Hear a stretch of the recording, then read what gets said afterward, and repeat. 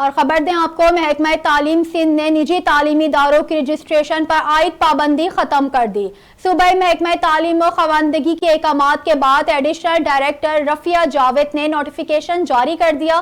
Additional director Rafia Javed نے کہا، اسکولوں کی رجسٹریشن کے لیے معیار مقرر کر دیا گیا ہے۔ نوٹیفیکیشن کے مطابق مضافاتی علاقوں میں قائم پری پرائمری اور ایلیمنٹری اسکول کے لیے پلاٹ کا کم از کم رقبہ 200 گز لازمی قرار۔ شہر کے پوش علاقوں کے لیے پلاٹ کا رقبہ کم سے کم 40 گز لازمی۔ عمارت میں کم سے کم 10 کمرے، RCC بلڈنگ، سینکڑوں اور آل لیول اسکولوں کے لیے کم سے کم پلاٹ 400 گز، جبکہ پوش علاقوں میں 600 گز پلاٹ لازمی قرار۔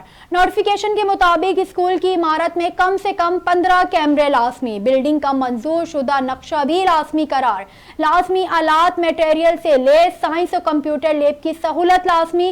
لائبریری میں متعلقہ کتابیں، کینٹین، پینے کا صاف پانی، صاف ستھرے واش رومز بھی لازمی۔